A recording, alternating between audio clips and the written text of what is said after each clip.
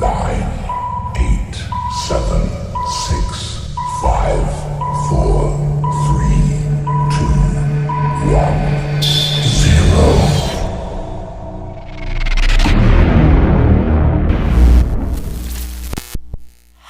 This show is brought to you by The Makery, the podcast network for makers.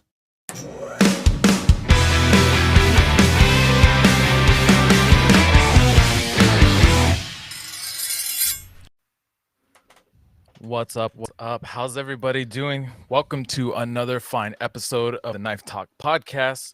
I just want to take a quick second because I feel like we haven't done this in a while, but just to say thank you to everybody for joining us. We're almost on, what is it, guys? 200, 300 episodes, something like that? We're 3 weeks away from 200. From 200. You didn't know 200 or 300? I'll get to this in a minute. Math. Okay. Anyways, this is a podcast, so thank you everybody who's been listening since the beginning and everybody who's new. If you are new, we're here to talk about knives, answer questions, give each other a hard time, ask each other some hard questions about bananas and tailpipes and all that kind of fun stuff. We always started out by catching up on the past week. My name is Mareko Malmasi. I'm here with Craig Lockwood, El Capitan of Chop Knives, and Jeff Fader of Fader Knives. All right, guys, you want to get into it? Yeah, sure. We start with talking about our week every week. So my week, this is going to be a bit of a therapy session for me, this one. Oh boy. Bit of a therapy session. So a bit like Jeff's podcast, this one. I've struggled like hell for the last few weeks. My wife has been really sick, so she's almost been sort of bedbound.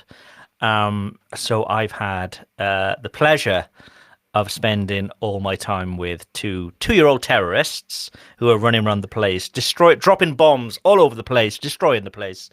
And it's been pretty difficult. So we've had some extra troops flown in today.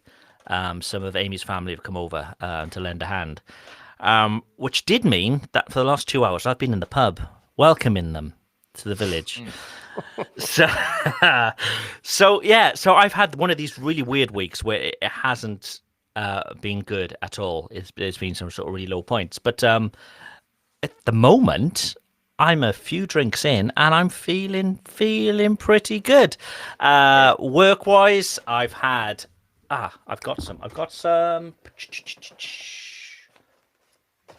some packaging come. Nice. Look at that. Looks awesome. Look at that gold.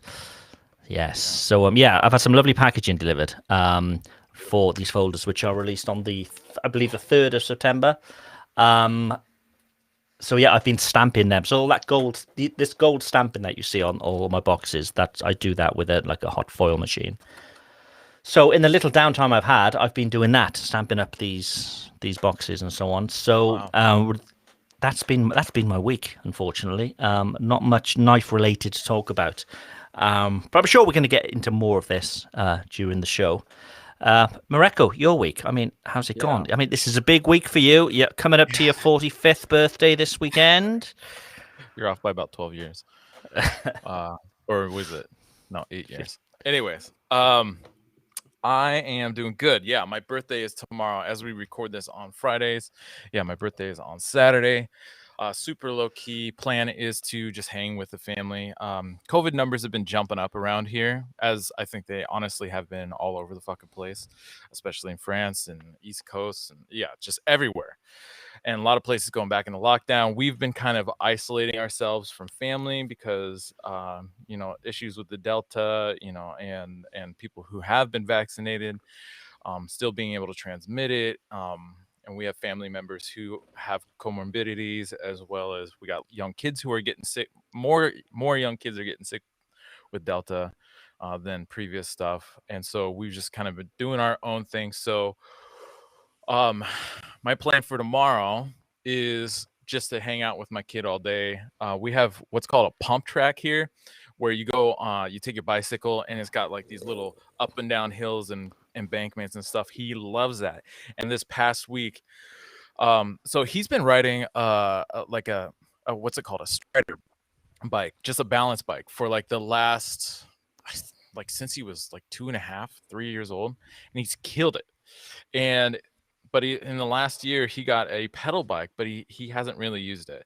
And then this last week he just like it just clicked and he just started ripping on that bike and he loves it. He's so obsessed with this bicycle right now. It's a pretty decent bike. It's also a hand-me-down.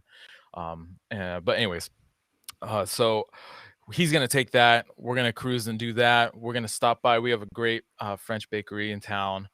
We usually pick up some Queen Amand and some macarons that we like to snack on for the afternoon.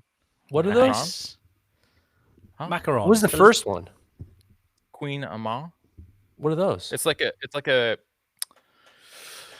croissant pastry, but it's like shoved in, instead of rolled up into a croissant, it's shoved into like a tin cup of some sort. And so it's kind of, it almost looks like a croissant popover, but then it's got like this beautiful glaze on it, and it's salty and buttery, and it's all kinds of nasty deliciousness. Yeah, it's so fucking good.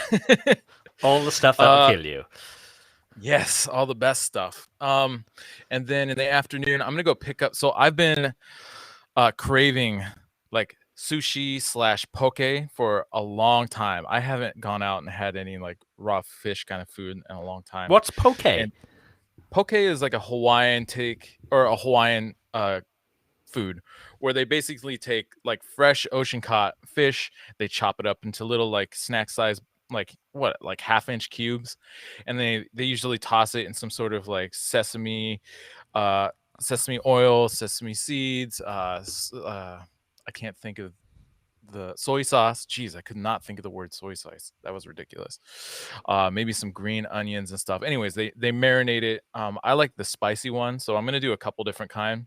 The spicy is just like a little bit of mayo with masago, which are like the little tiny like beady things, and some sriracha for some spice.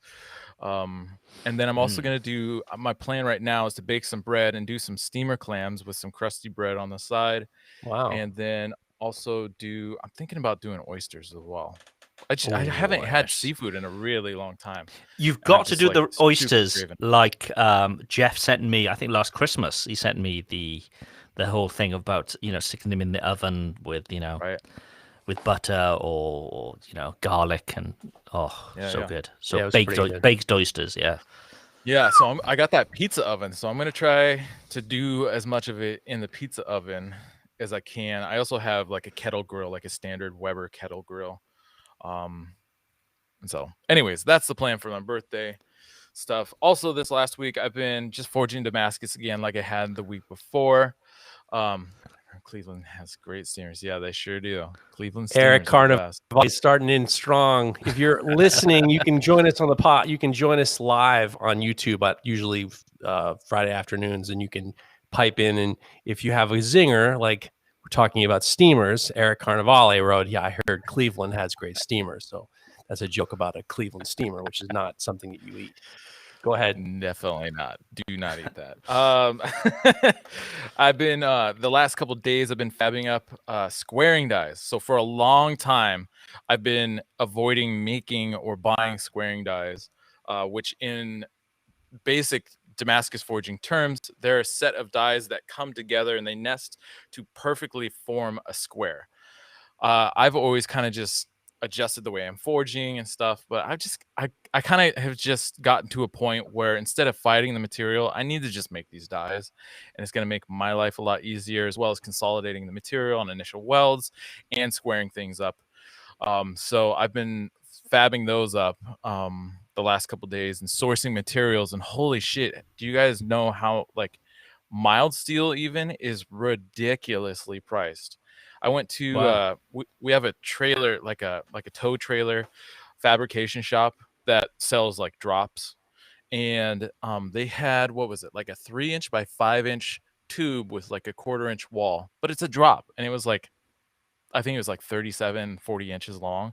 They wanted $150 for something that was essentially scrap for them. It was by the weight. Bonkers. It's not by weight. No, they weren't selling it by weight. If they were selling it by weight, it'd be like 50 cents a pound, and that thing would be like $25. Wow. But That's They were expensive. they were selling it like it was like brand new, straight off the shelf. They custom cut it for you prices. And I was like, fuck that. I'm not paying that for some scrap for your scrap. Then the thing was coated in like a solid thick layer of rust. I was like, this thing has been out here a long time. You want $150? I'm sorry, I'm gonna pass on that one. So when you're making dyes, sorry, Mareko, what Yeah. steel are you using? Does it need to be super, Right now- super hard? Because obviously you're hitting softer stuff, I'd assume. Yeah. So ideally, you are working with something like H13, which is a typical dye steel. Problem is that material not only is expensive, but it's also hard to machine. Like if you're gonna take the time and get that, you want to machine it properly. And I don't have the money and the equipment to do that, so I'm building it all out of mild. And so I've just been using. I have 1 1/4 inch square stock that I split and tacked back together, and I'll have to post up pictures. But in adding like 1/2 inch mild and 1/2 inch by like 3 inch stock and just putting it all together, so that I can build these, at least right now, build these squaring dice because I need them now. I do have some large I don't know if you would call it plate or what, but it's 3-inch thick material. What would you call that, Geoff? Is that plate? Is that flat bar Yeah. still? I mean, it depends on the. It sounds like flat bar to me. Yeah. Yeah. So ideally I connect with somebody who can help like either plasma or water jet some dyes out of that in the future. But I've been sitting on that for a couple of years and I just haven't taken the time, like I said, to do anything around squaring dyes or trying to figure out somebody to work with. And I think these will work for now, but they need to be more legitimate, kind of more serious squaring dyes, and because they're not going to last forever. When you say squaring dyes, do you mean dyes that are with 45-degree angles? So when you hit down, they'll cause a net. Right. Okay. Yeah. Okay. Just trying to get in my head what it was. Yeah. To make Gotcha. a square. I guess that was my hand does not make a perfect square. Anyways, that's it. Oh, actually, it's not it. One last thing just came out last night is my a platen that I co-designed with the Broadbeck people, our friends Vince and Ryan over at Broadbeck. This is a platen. When I first built my own grinder, this is a style of platen that I built for myself, and it's got a 2-inch contact wheel at the top and a 4-inch on the bottom with the regular platen in between. You can still use like your integral grinding small wheel. You can use the slack belt attachment. You can still use it flexibly with a bunch of stuff, but you also have those additional wheels, and it's on a platen that can tilt either forward or back, so you have access to those to do hollow grinding on either a small 2-inch wheel or a 4-inch wheel, in addition to them just running as a normal grinding set. And it's extra deep. So my thing when I'm sculpting my handles, I'm like, I sculpt left-handed and right-handed, and I'm flopping that knife handle all the way around basically the belt. And so clearance is a huge necessity for me, and that was one of the things I talked to them about, and it looks like they did a really great job.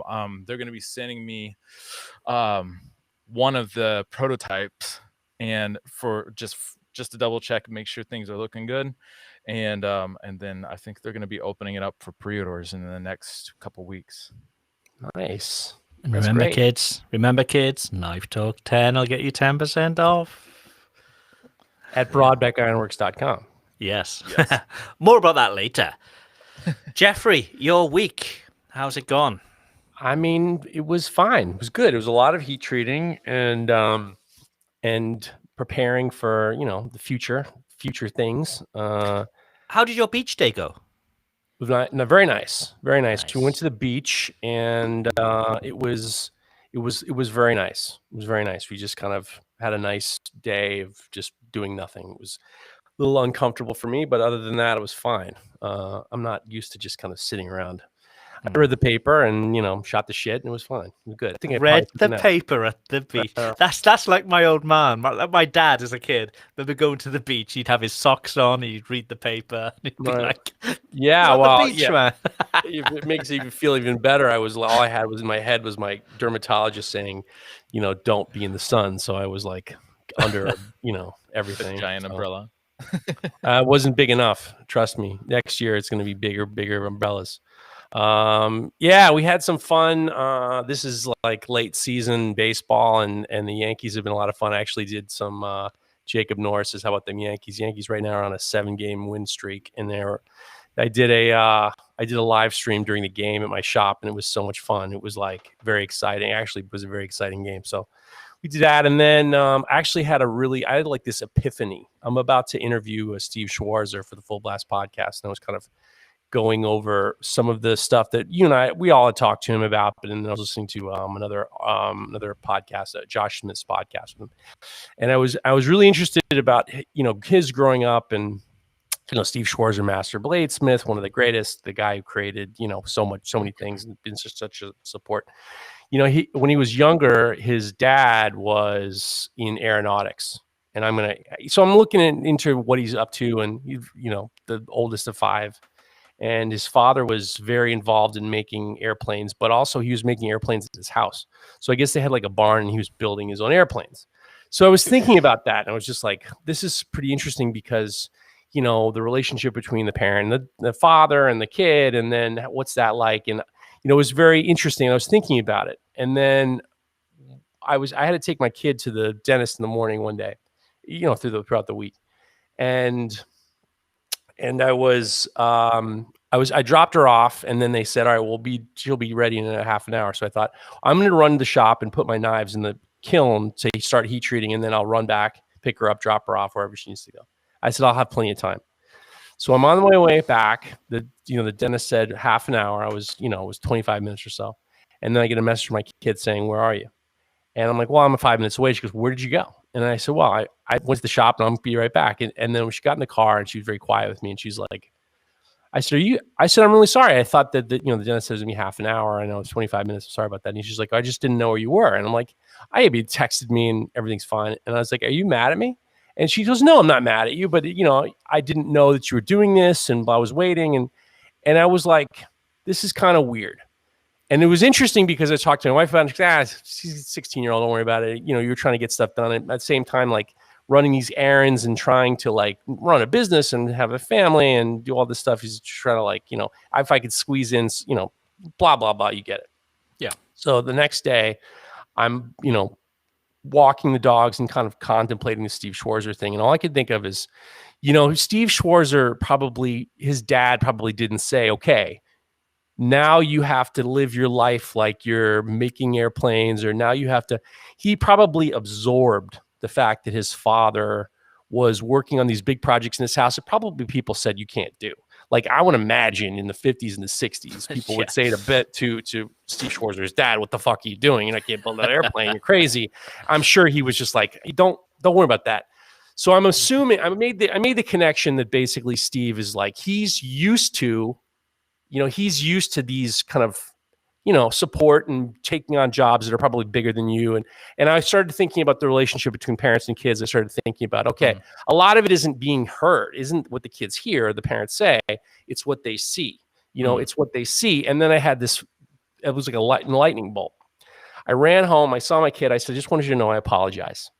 And she just looks at me and she goes, why? And I said, well, growing up, I was very much along the lines of, if you're late for something, not only are you, it's a big problem for me to a certain degree, because I see it as on a subconscious level that you don't care about other people's time.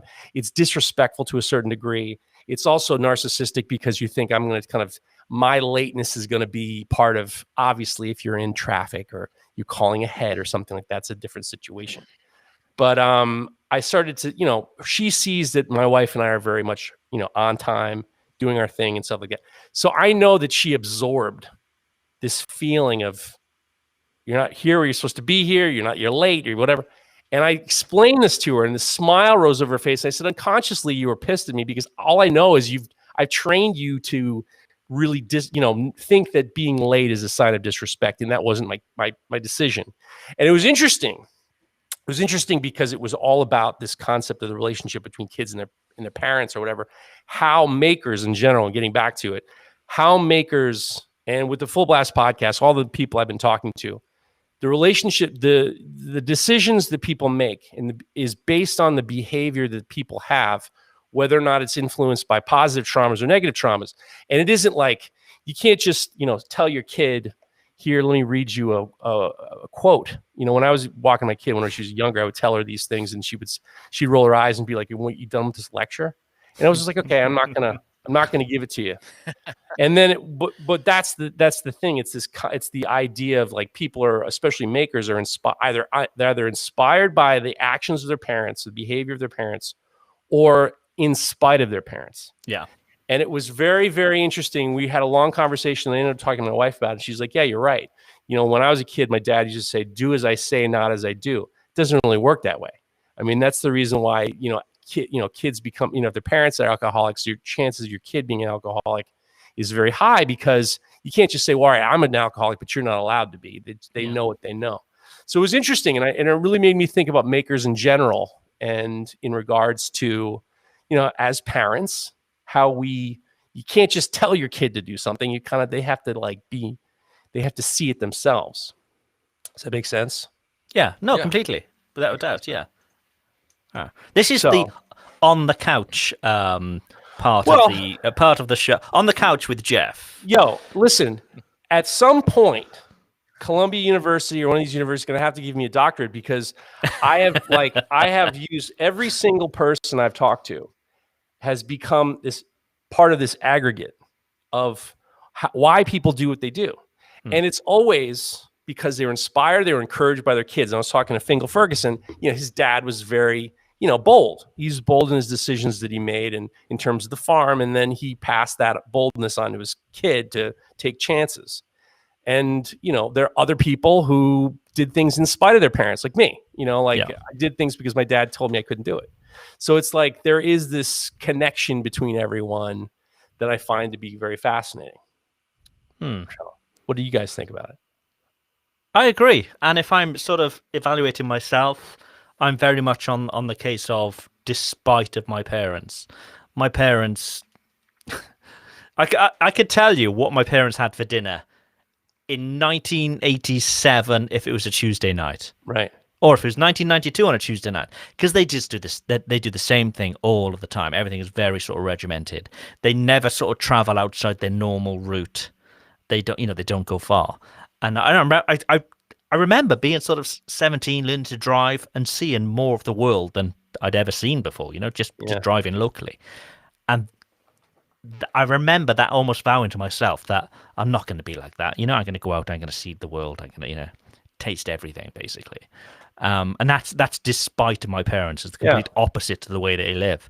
But yeah, you're right. People are either not mimicking their parents, but almost mirroring their lives, or they're doing the complete and utter opposite to try and break that sort of chain, I suppose.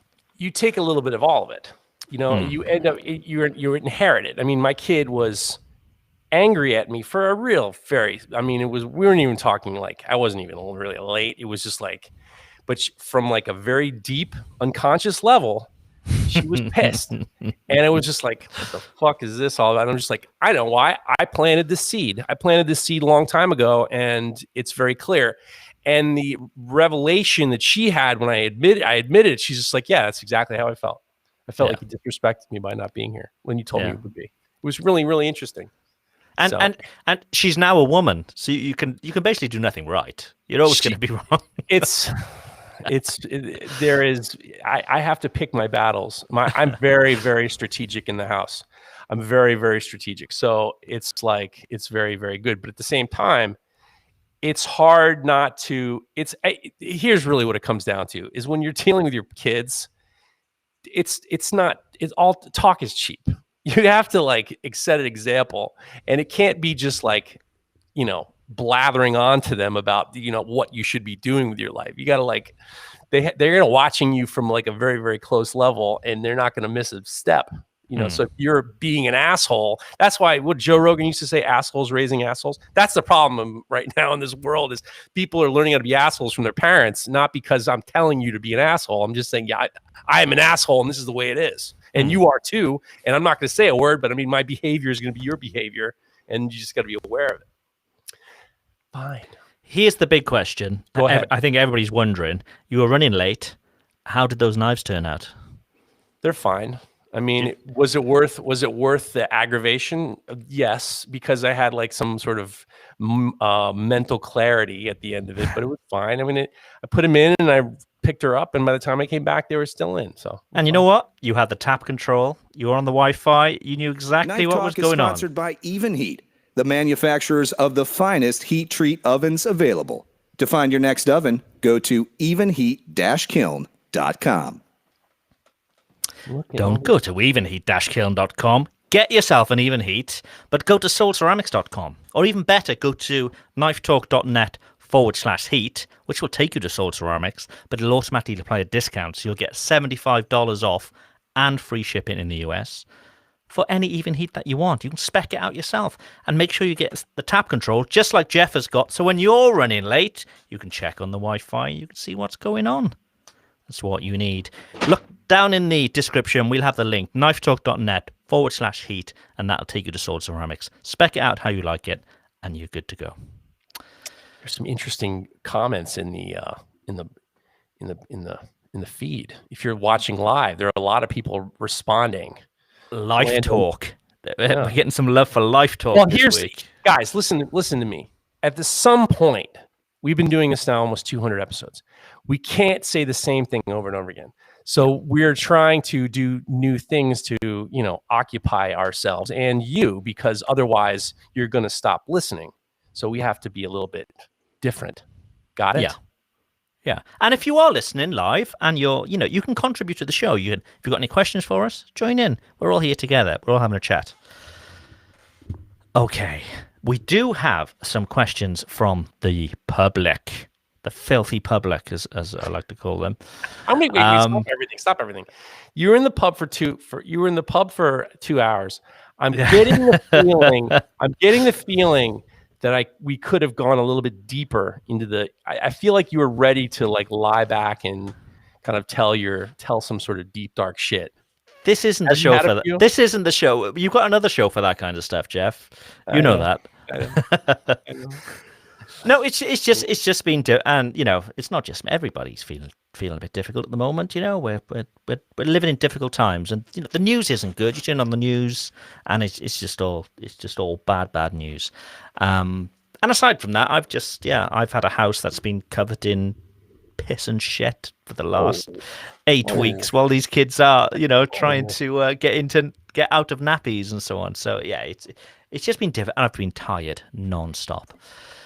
Anyway, we are going to go through some questions. The first one is from Bad Omen Knives. Hola to the Tres Amigos of Knife Talk. My question this week is regarding finishing of scales.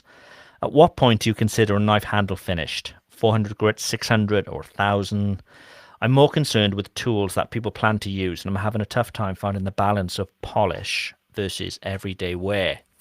So he's talking about the knife handle, basically, how far we'll go with a finish. Let's start with Mareko. Mareko has some beautiful, beautiful finished handles. So let's get some tips from the master. Yeah, so I first learned how to sculpt handles when I worked for Bob, and we only took handles up to 400 grit. And we usually finished with like a really worn out 400 grit belt that was basically kind of burnishing instead of really removing.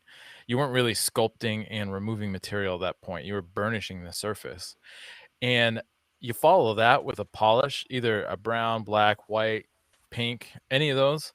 It's gonna look pretty damn nice, honestly. But in the last couple of years myself, I've been playing with different handle finishes, and I've been taking them up to like 600 or 800 grit finish before kind of putting a finish coat of either wax or whatever else on there.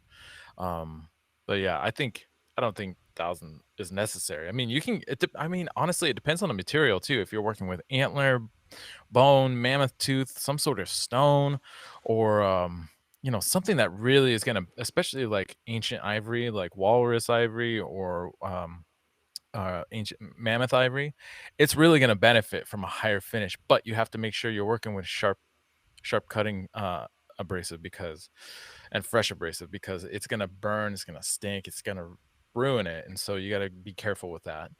But yeah, I think especially with wood, you can get away with 400 to 600 grit. It's a pretty nice finish. It's a pretty damn nice finish, actually. Yeah, I'd say it depends massively on the material, even with different woods. And you'll know when it's right, but there is always that fine line of, it's lovely to get something looking completely polished and the light shines off it when you turn it, that kind of thing. But how usable that is for a tool that's going to be used day to day, it's that's always questionable as well. I know Geoff uses a lot of G10. And G10 can look beautiful when it's really buffed and so on, but it can be quite slippery in the hand, So some people go for, I wouldn't say a rougher finish, but maybe not taken up into the thousands, just to give you a bit more sort of grip. But what I've spent the last few weeks working with brass, and I finished 100 handles. And what I love about brass is you can get this amazing finish on it, but it's super, super easy to do because it's obviously a really soft metal. So yeah, you take it to sort of 400 by hand, and from then on, you're almost just buffing it up until you get this mirror finish. So it completely depends on the material. But Geoff, I mean, what are you doing with your hand? I mean, you do a mix of both wood and G10 and so on. What sort of finishes are you looking at?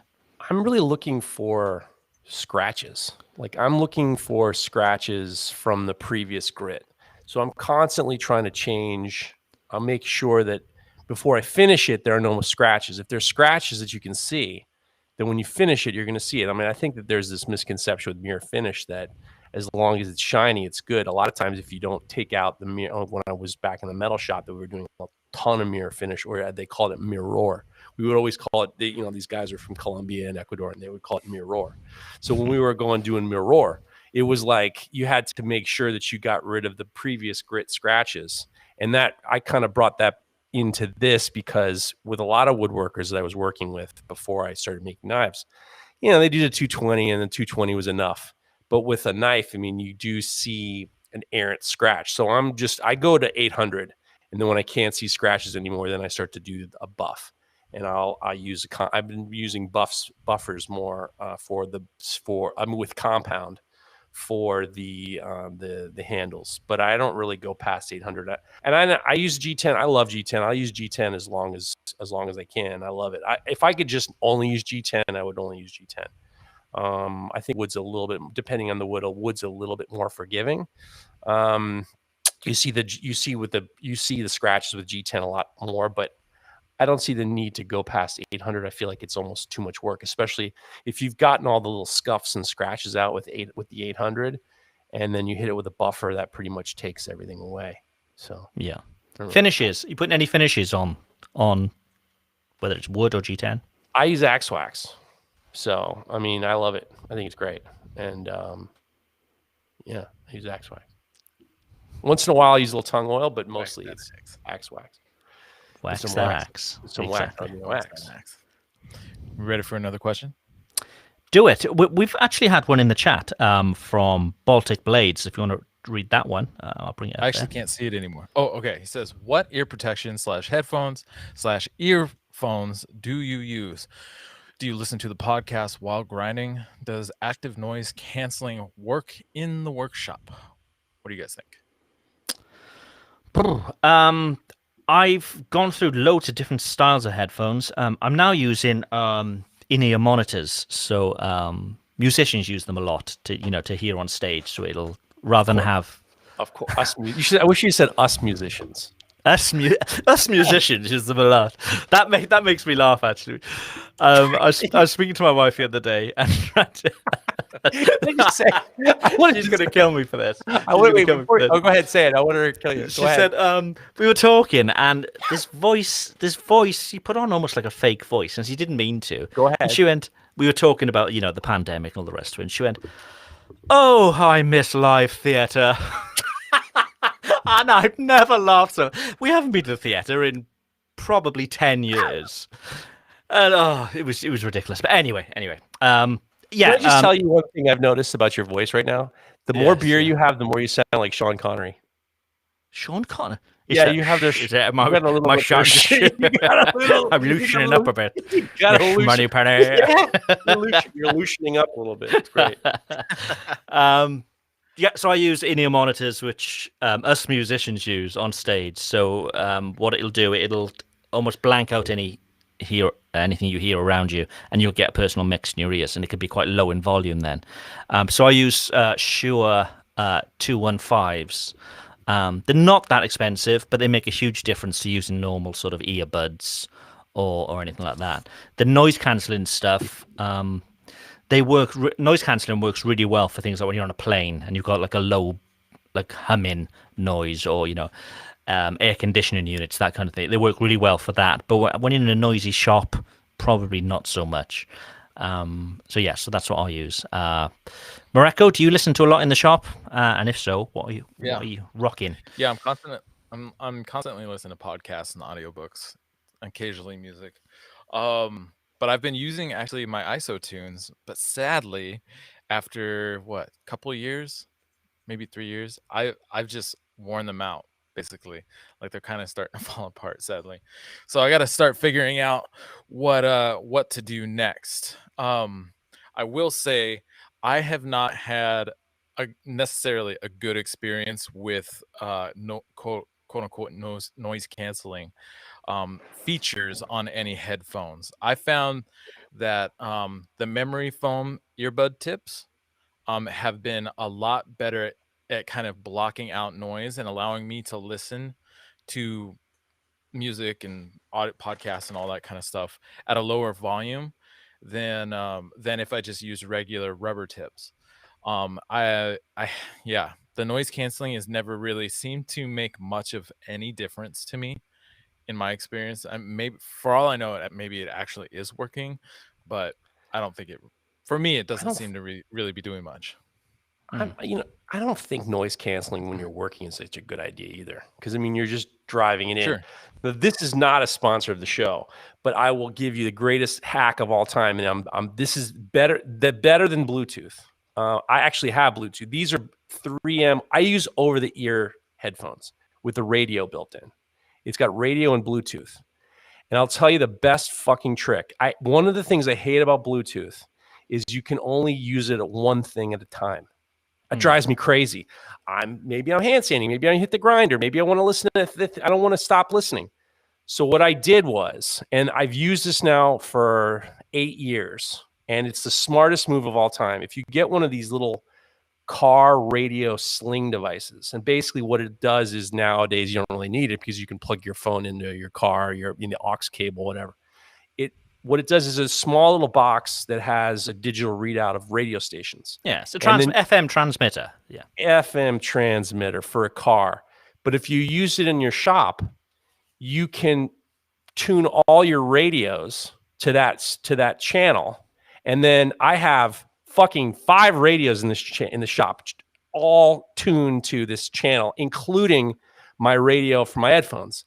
So like when I'm on my headphones, I have everything going on. When I turn it off, I got the other things going on. I've got everything on at the same time. The audio is really good. I am for over-the-ear protection. The sticking things in my ear, I never liked. I've never liked that. And I feel like you end up... That's what she said. Shin-shi. You're so happy with that one. You did a good job. You did a good job, Sean. You did a good job. You're so happy with that one. I fucking love it. So, that's the problem with it. What I was going to say with the ones you stick in your ears, if it's not loud enough, because you've got fucking headphones can only go so loud. They won't let you go any louder. You end up pushing them farther in your ears. And it's like, and then to fight the grinder and to fight this, that, and fuck that shit. So I go radio, I sling everything to this one radio station, and then I am like triple stereo everywhere. It's great. I don't understand what you mean by fighting the different machines, because if I'm wearing my inner earbuds, I can walk around my entire shop. I can even walk outside of my shop. But if you don't want to have your earphones in your head, I don't want to have the earphones in your head. I don't want to have them earphones on my head if I don't need them. Right. So Like if I'm what's hand key- sanding, what do I need my earphones in for? So what's key for me? Well, I like it because occasionally a phone call comes in and I can just use the microphone really quick. And what I found is what for inner ear protection is something that has an ear hook that can go over your ear, because most of the time I don't actually have the earbuds shoved into my ears. It's only when I'm like standing right in front of a loud machine do I have it shoved in. Otherwise they're just hanging there, but I'm still hearing everything. And I never have an issue. Yeah, I don't know. I don't like with this I like things in my ear the least possible. And those ones that you put inside your go ahead, come on. No. No, I'm I've- just saying, Grateful Knives has said about the Bose Quiet Comfort 35, the wireless. These are Bose Quiet Comforts that I'm wearing here, but they're not the wireless. They're wired. The problem I'd have with that is that they're very sort of delicate. I don't know. I'd want these in a really sort of dusty, grinding environment. But yeah, maybe you do, and I you've guess burned through lots of them. I don't know. And honestly, I do prefer over ear, but the way my respirator and my face shield and everything, to take everything off is a fucking production. It's such a pain in the ass. Where my inner Okay. ear stuff, I can just hang it on my ears and it can literally stay there. My respirator goes over that, my mask goes over that. And if I need to answer, I just pop my quick latch and I can start talking to somebody right there. And that's the reason I really like my inner ear for when I'm working in the shop. But honestly, like these are great. I love these over ear. They're super comfortable. They're really great audio. It just doesn't work with the rest of my safety protection stuff. Yeah. Okay, cool. Mareko, sorry, you're going to take a question from the that we've received this week via Instagram. Yeah, and if you got a question, go DM us at Knife Talk. Contact us via DM at Knife Talk Podcast on Instagram. It's that easy. It's that easy. This one is from Austin Seibert. He says, I keep up my headphones. I like to listen. What the fuck is that? Oh, I'm sorry. I'm reading that wrong. I keep fucking up my headphones. And I just realized we kind of just answered this question. This is a question about hearing protection. I'm going to actually skip back. Wow, to that's a question- uncannily like the question we received in the chat, which is weird because we haven't had this question before. Most of these questions we've had millions of times, but yeah. I think, spooky. So Austin, I hope you were just listening to that previous conversation about hearing protection. Anyways, all right, this question is from Zach Reimer. He says, have you ever messed around with hot bluing Damascus? If so, what salts are the best in your opinion? Thanks in advance. Love the show. Have you guys ever played with bluing salts?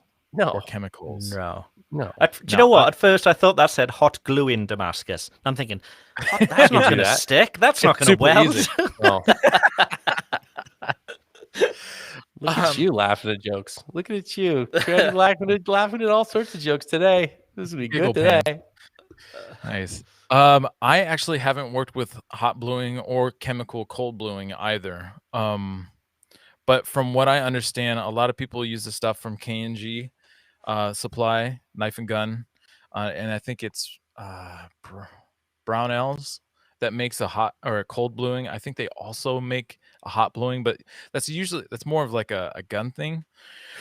But I think when it comes to bluing knives and you're doing it on Damascus, I think it's probably a great idea for most, or it's fine for most things except maybe culinary knives, especially with the cold bluing. Like the chemicals involved with the cold bluing are pretty gnarly, and I don't think anybody would want that to, for some reason, somehow get into somebody's food and accidentally poison somebody. Yeah. So that is always the concern. Cool. Geoff, do you want to take another question from the from Instagram? Sure. Sure, she says. You know what? Fuck it. You take the next question. I want to keep you talking as much as possible. You take the next question. JD Custom Knives. JD Custom Knives says, hey man, can I ask you a question? I'm starting to do more flat grinds and convex grinds. My question is about hand sanding to a satin finish. After it comes off the grinder, the scratch pattern runs vertically on the blade, spine to edge. And when you hand sand, you're going horizontally from pommel to tip. So what grit are you taking it off the belt, and what grit are you then starting with for hand sanding? Also, what's a good hand sanding grit progression to achieve a satin finish? So he's talking about it's coming off the grinder, and obviously you have the lines running down to the cutting edge. I generally come off the grinder at 400. And then I'll start hand sanding back a bit, so around about sort of 320, I'll start hand sanding to take the direction running from the heel to the tip. And my grit progression, I mean, we talked about this a million times. My grit progression is generally 320. That was a tough one. 400. Fucking tough part. That was tough. That was tough. 400, 600, 800, then 1,000, 1,200, 1,500, depending on what I'm doing. But I never more than double my current grit, if that makes sense. So if I'm on for a 200, I wouldn't go above 400 for the next grit because it's just a lot of work. Grit progressions. We love this topic. Geoff, what's your favorite grit progression? I'll tell you what. I do the maximum amount of grinding with a 36 grit belt from Combat. I use that as much as I can, and then I start to take down the scratch. I see it like I heard Jason and I talking about it. Is go to 36 as much as you can, and then afterwards, then you're starting to massage. He didn't say massage, but it's changing the scratch pattern. So then I go down from there. 80, 120, and then I'll go on to the disc grinder. I do what a disc grinder is doing is taking the peaks off of all the edges, all the peaks off the tops of the faces of the bevels, and then I go 60 grits to 220 to 60 to 120 to 220 to 400, and then I start hand sanding. But now I've been doing. Aaron Goff beat the shit out of me a couple months ago. He said to me, "You're not using mold polishing stones and you're making a huge mistake." And I was like, okay. And he said, he's like, I don't know why you fool around with the mold. I got some mold polishing stones. They're tiny little stones, different grits. And I've been using them, and I've actually been getting really good results for rough sanding, rough grinding, getting rid of putting in that satin finish. And I've been using the mold polishing stones and then finishing off with Rhino Wet 220, then I go to 400, and then I go to 800, and then that's where I'm at. So cool. And then I hit it a little bit, and then a little bit of gray Scotch Brite just to kind of take a little bit of that, make it a little bit more matte. You know what I'm saying? Yeah. Because in effect, that dials things back again. Because I think the gray Scotch Brite is maybe sort of 300, maybe 400 grit. So it does, but it gives you that nice pattern, doesn't it? Yeah. So stick with us for a few minutes because we're going to give you a lot of money off discounts for sanding and abrasives. But let's see how Mareko gets on with his grit progressions. Yeah. So I'm actually basically on the same program as Craig. I'm coming off the machine at about 400. Sometimes a little higher, but I usually still start at around 320, 400 grit sandpaper. And then I go 400, 600, 800, and then I call it good for the Damascus.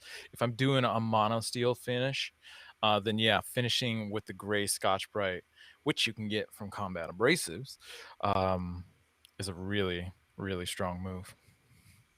Okay, we promised you some discounts, so here we go. Knife Talk is sponsored by Even Heat, the manufacturer. Not that one. Combat Abrasives makes the world's best abrasive belts for knife makers. Available in any size at unbelievable prices. Go take a look at combatabrasives.com and get 15% off with promo code KNIFETALK15. Do it now. So look, that's 15% off your belts. So that's going to be all your rough grinds, taking your bevels down. Then you're going to come to hand sanding, and that's where you want some special stuff. So we use Rhino Wet, and we can also get you a discount on that. So if you go to texasfiresupply.com and use Knife Talk 10, you'll get a discount on your hand sanding stuff, your Rhino Wet as well. But remember, they also sell lots of other stuff for knife makers. So yeah, go take a look, texasfiresupply.com, and get your 10% off your Rhino Wet and lots of other stuff. And that should get you sorted. That's all your grinding sorted. And we've got you a good discount. What more could you ask for? Geoff, would you like to read out another question for us? You want questions, or you want to change bits and do some tough scenarios? I got piles of them. Let's do a tough scenario. I like these. This is a new bit. So if you're new to the show, this is a new bit where Geoff lays down a tough scenario on us to see what our metal is all about, see what our character is all about, really. And if you're in the chat, join in. Tell us what you do. I'm looking for honest. This is the problem with podcasts. There needs to be more honesty. People want to hear honesty. Last week, the trophy goes to Craig Lockwood for his honesty. And I got a lot of nice messages in regards to your heroism. So if you haven't listened to the last episode, I won't tell you.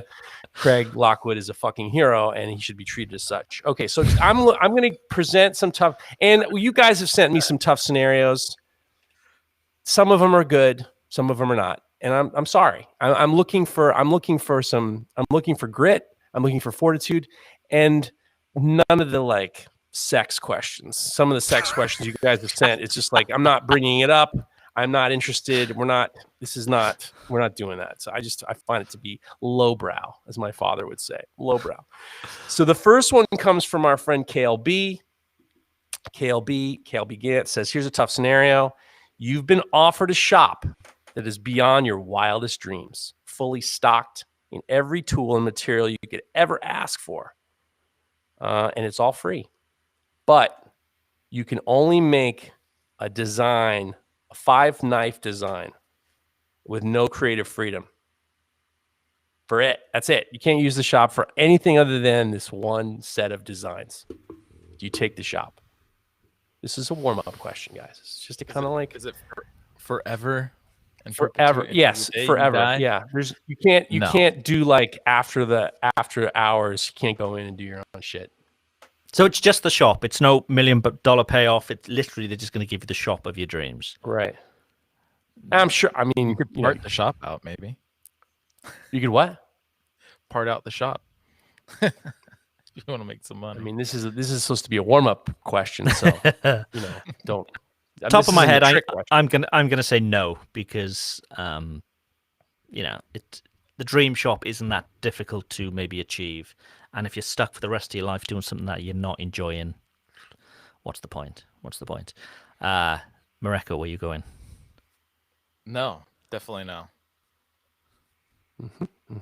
Yeah, Kale, that was a layup. That was a layup question. I asked him a few more questions. I said, "Can you do anything else there?" He's like, "No, that's it." I'm like, "All right, this is the layup. This is the warm-up round." Okay, so I put in one that said, "Okay, all right, here's one that's interesting. If you were asked to link up with a brand or a personality to make knives with or for, and it possibly would embarrass you in the community, but the money was great, would you take it? As in, let's say, here's a good example. I interviewed Matt Stagmer and Ilya Alexiev at different times, and they were on the show. And the last episode, and they refused to be on it, was they were to build a SpongeBob SquarePants spatula, and they both found it to be beneath them, to the point where they refused to be on the episode. I think Matt was on there a little bit, but it was like they both, on my podcast, they both talked about how they were repelled. It embarrassed them to the point where they refused to be on the thing. If you were in a situation where somebody was saying, "We want you to be," let's just say My Little Pony comes up and says, or whatever, Peppa Pig, whatever you want, something that would embarrass you when you couldn't go to Blade Show anymore. Like, you would be like, "I don't want to answer any more of these questions," but it was like life-changing money. Would you consider it? Okay, so Peppa Pig approach you. The guys at Peppa Pig approach you and say, "Look, we want to do my first knife for kids. It's going to be a Peppa Pig branded knife. Could it be in collaboration with Chop?" Right. What did you give it an amount? Did you give us a life-changing money? Life-changing money. Life-changing money. Yeah. I like the sort of design element. I like that kind of making a product kind of thing. You like Peppa Pig, though. I also love Peppa Pig. Yeah. Okay, so let's find something that would be a little humiliating, that you wouldn't be able to think about something that you would be embarrassed by. Like something that's just so you're walking past people and under their breath they're being like, "Yo, that shit is so hack. It's unbelievable." Yeah. Okay. If it's life-changing money, I'm. I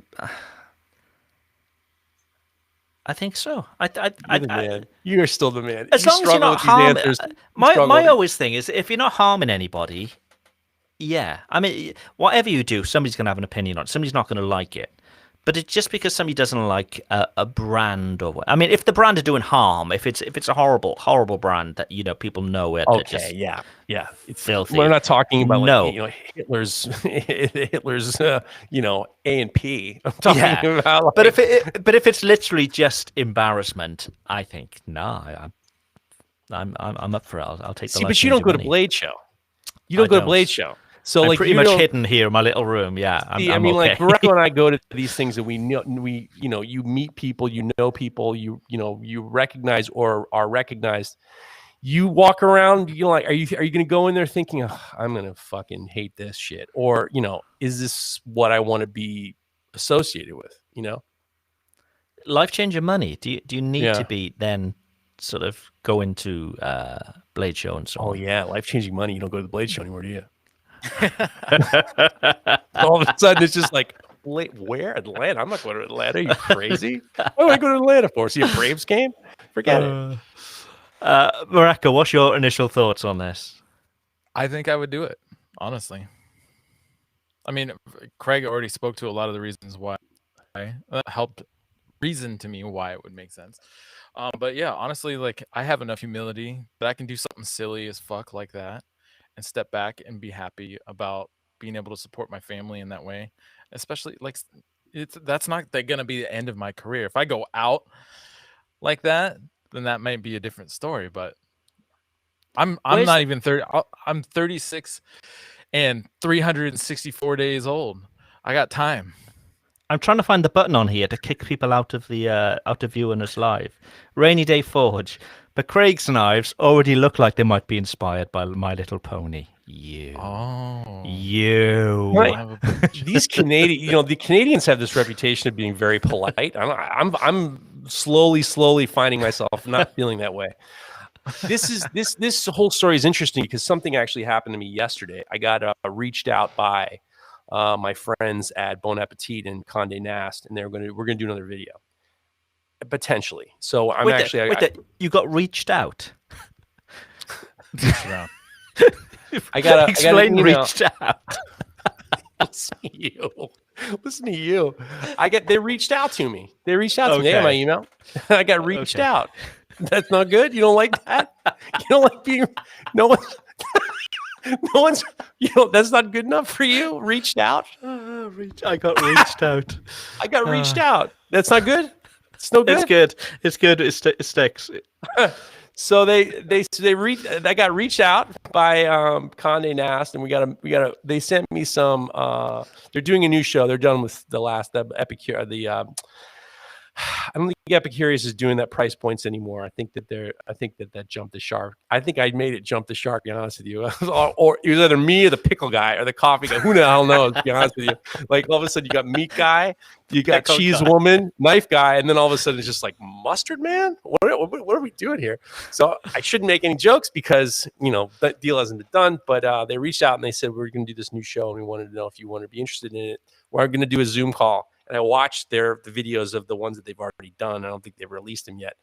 And I was thinking I was very conscious of how I was going to be perceived in regards to the thoroughness of it. And so last night I didn't sleep. I was kind of working out ideas. I'm going into this meeting very, very prepared in regards to ideas and making sure that I have some control because, like we've said in the last, but P.S., we were talking about the Food Network. They took that video down. They took that video, the one I was bitching about. I don't know if it was the message I left and there was a lot of people, liking it or whatever. They took that thing. They took the video we were talking about last week. They took it down. And I was very conscious of how I was going to be perceived in regards to what you don't want people saying he's making it up or he's lying, especially people in the industry. So it made me think about this whole thing in terms of how are you to be perceived by your peers or by your own, whatever the decisions that you make and stuff like that. Dancing and shucking around, is that something that I want to be known for? And it was very interesting to me because I would say it would be a hard decision. It would be a hard decision if in my mind, I'm thinking like, I'm connected to, I couldn't even think of some examples. And the other thing is I write these questions and I try to think about them because I feel like you guys think that I'm like spending all this time so I don't come across a certain way. So I'm like trying to avoid thinking about them so I don't really have an idea. But it was a tough one because, you don't want to look like a dick, or you don't want to look like you're you don't want to look like you're totally selling out. You know what I mean? Like, so okay, you're a big Yankees fan, right?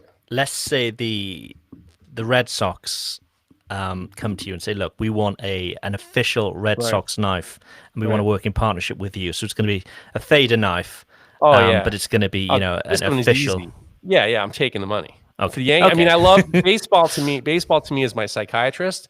But like any psychiatrist, you shouldn't have a personal relationship with the psychiatrist.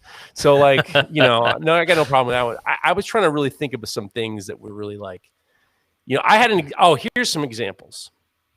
I had an opportunity to meet Hillary Clinton, and I chose not to, because I just, I find that politicians in general, every single one of them, are so odious. I don't feel I don't feel the celebrity. I don't feel the love and desire of these public servants as celebrities.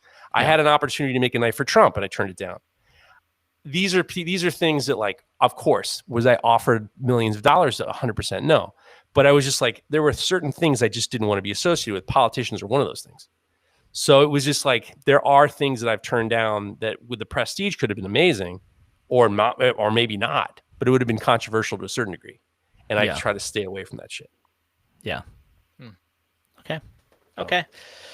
Yeah. That was the warm up. The reaction to, do you want to meet Hillary Clinton? And I said, no, was a little bit disarming. They were a little bit like, whoa, what's the matter with you? I'm like, I just don't want to meet any of them, to be honest with you. But I was like, I didn't have a poker face. I said, oh, no, thank you. I was just like, ugh, no. Here's another one. So let's say you have a customer who has a completely different set of political values than you, to the point where it's like, I don't know if I want to publicly be associated with this person, but it's like, does it really matter? Would you take the job from that person? I actually had a person once say to me, I would never get anything made in New York because they don't like the state of New York. And it's just like, all right, well, no problem, dude. I mean, fine, no problem. Yeah. You like that New York taxpayer money, though. Don't come on, man. Okay, I think if you'd asked me this question maybe 4 or 5 years ago, it would have been different. I think 4 or 5 years ago, I would have probably have said, no, it's up to me who I work with. And if people aren't thinking the same as, and on the same sort of wavelength, I'll go somewhere else. But I think we've all been through this sort of time where everybody's been sort of pitted against each other. And there's, if you're not with me, you're my enemy, that kind of thing. And I just think I'm completely over that. Just because somebody doesn't feel the same as me about something else doesn't mean they're a shitbag. So I think maybe I've just matured a bit over the last few years. And I think, just because somebody may have a different opinion on something doesn't mean they're a bad person. So, as long as we're not talking, extremes of things here. Of course. Obviously. But, if it's just, I think differently, I have a different opinion on something political. I mean, we're a democracy. People can think what they like, and it doesn't necessarily mean that they're not a good person. But I think a few years ago I wouldn't have thought that. I would have thought the complete opposite. So I think yes, as long as it's not too extreme, I think why not? What do you think, Mareko? Do you need to be? Can you have someone have the same? The question is really, if you have a customer. Yeah, you have a customer who is completely a different set of political values than you do, or ideological or ethical or whatever. Something that it's like, can you work with this person? I'm pretty confident. I've sold lots of knives actually to some extremely conservative people, and I think that's fine. I have. So yeah, I would, and I have, and like to to add what Craig was saying, I think it's fine for people. I have very close personal friends who have very extreme politics from where I stand. We're still friends. We still can get along and have a good time talking to each other, sitting down, talking shit, drinking beers together.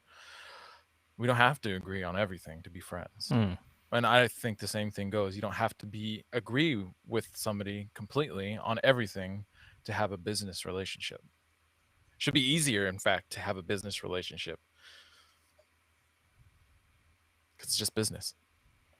I like these answers. I do believe that it's more important for us to have different opinions and be able to talk about them than to just isolate yourself in the bubble of only the people who listen to or believe the same things you do. I think that's an incredibly big mistake. Yeah. Okay. So basically, all this comes down. Every question is, if they give me money, I'm in. That's the last 3 weeks we've worked that out. Yeah, for you, it's like, I mean, your side of your bread is buttered. You're unbelievable. It's fine. You have your moral compass is facing due to your wallet. It's great. All right, here's another one. You got a big batch. You did a big batch of knives with material that you were assured was stabilized. You were guaranteed that it was stabilized. And then after a year, everything's been sent out. Everything after a year, a few people start sending back the knives because they've swollen or something like that. What would you do? Yeah, I'm taking all the knives back. Everyone, even if all of them, even if you got like 2 or 3 of them, you put out 100, but 2 or 3 come back, you're recalling all 100. Well, okay. If somebody's not having an issue with it, then because even within a batch, some handles, even if they have been stabilized, some will they'll be kind of funky and fucked up, but most will not. Even if they were all not stabilized, if the person who owns the knife is okay with it, then I guess I wouldn't necessarily recall. But the ones that had issues, I 100% would take those right back. I might even send an email out that says, hey, this seems to be a trend on these knives that have been made with this certain material. If you have any issues, let me know. And leave it at that. Send them back. I'll take care of it. I think I'm with Mareko there. So if it's a extraordinarily high percentage of people, sending them back saying, it's split in, it's warping, whatever it is, I think that's the thing. Email everybody and say, look, I've had a few back. It could be a case of some of the stabilization wasn't perfect, but if you're not happy with it for any reason, please send it back, and I shall replace. I think that's the way, and I'd like to think that the majority probably wouldn't anyway, because there's no issue with it. But I think that's the way to do it. Just tell people that there has been some issues, and if they've got a problem, they're more than welcome to send it back, as opposed to just everybody, 100 people all send the knives back, I'm going to replace them all. I think let people make that decision themselves. Yeah. And then what do you do to the guy who got the stabilizer on? Oh, I mean, I'm very much with all of my suppliers. If something doesn't work out, I don't generally kick up a stink. I just won't use them again. As simple as that. They're sort of off the list. Like, well, I'll find somebody else. There's little point in starting a war because life's way too short for that. This one comes from. What are you doing? What are you doing, Geoff? Oh yeah, I'm standing behind my work, but I'm not. Yeah. If like 5 of them get sent back, I'm not calling the other 100. Yeah. I'm gonna but if it's like it's an extraordinary amount, I stand behind my shit. That's it. I mean, that's whatever it is. I've stood behind my stuff. I just recently had that serrated knife I redid. I got a real nice message back from the guy, and I said to him, he's like, do you want me to pay you for this? Because I didn't really, and I was like, no, dude, this is on me. I stand behind my stuff, so I don't, you're not getting a bill. This one comes from Jake Norris, who's in the chat. What's so funny? I like that. That's my It's your psychiatrist thing. You're taking notes. Yeah. That's right. That's my judgment noise. That's my noise. I'm like, okay, now I'm making judgment. This is from Jake Norris. Jake Norris. It's Chuck's son. You love that one. That was you had all of them on there.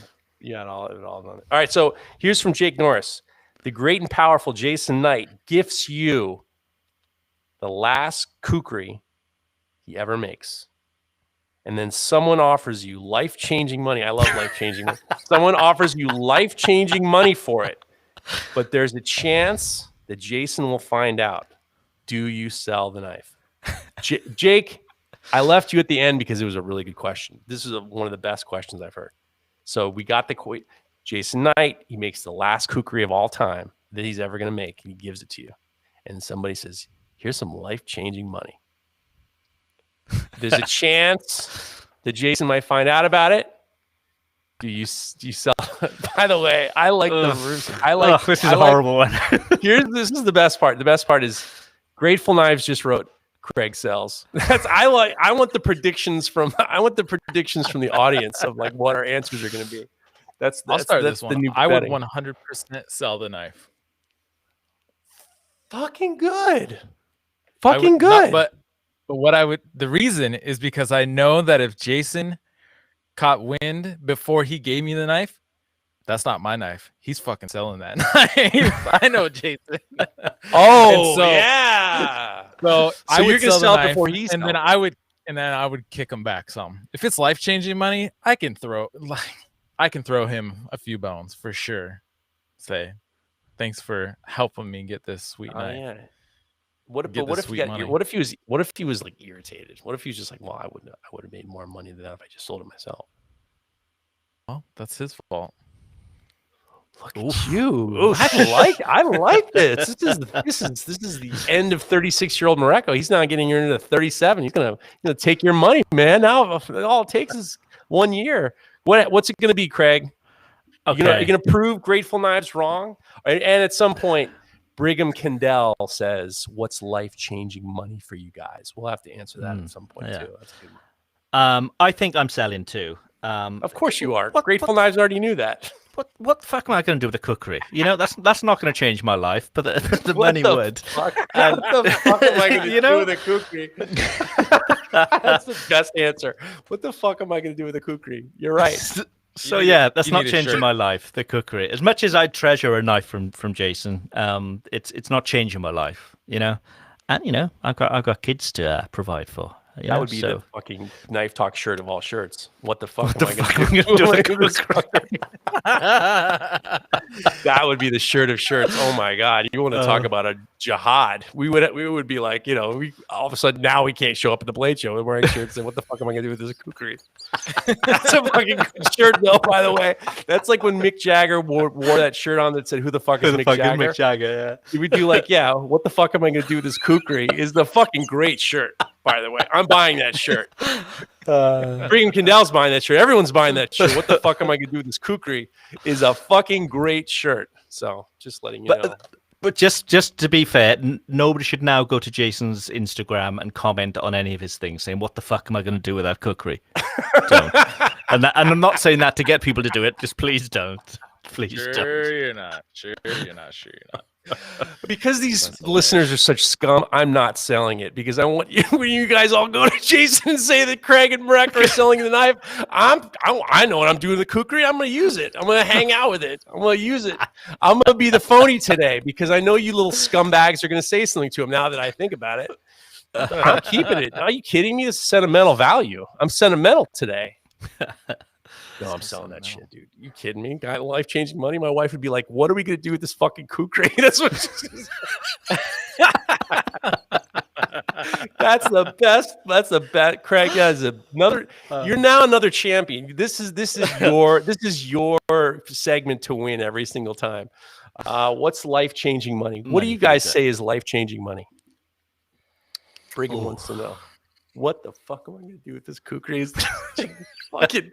Funny that's thing the to show. say. That's the show title. Oh, it is not. It is not. I don't want to hear about it because it's like, it is not the show title. You are not doing the show title drunk. Thank you very much. Please. Okay, life-changing money. It's not much, I don't think. Really? Life-changing money. I mean, to put a figure on it is difficult, isn't it? Yeah. I don't think it's much. Out here, specifically where we're living now, it's extremely cheap. I think if I had $1.5 million in the bank, I'm done. Really? That's it? That's enough for the rest of your life here. But back in the UK, it certainly wouldn't be. But here it would be. But I'd say, life-changing, given tax-free, how are we defining life-changing? Exactly. Yeah. Well, yeah. then this is your interpretation. Okay. Yeah. I think 500 grand in the bank, tax-free, would completely change my life with regards to, again, it's all about the kids. It's all about, you want the best for them growing up. And I think having 500k in the bank, knowing I'd be able to buy a house for them when they're old enough, knowing that I'd be able to buy their first car. I'd live the life as I'm living now, but knowing I'd still be able to provide all these things for them without having to worry about it in the future. I think 500k would be massively life-changing for me. That's it? I think so. Yeah. Wow. Yeah. What, Geoff? Where are you going then? What? I mean, it's got to be a few mil. I mean, yeah. I because I would, number one, I would want to make sure that my kid is not going to have any student loans, which we've been saving since she was, before she was born. We started putting together a college fund, and now we're almost there. I want my wife to not have to work. I want her to have the house that she's always wanted, and it would be nice that I could be a little bit more flexible in what I was doing. So I would think I want to make sure that I have enough for, to retire and for my wife to not have to work and do whatever she wants. But it would be a couple mil, I think.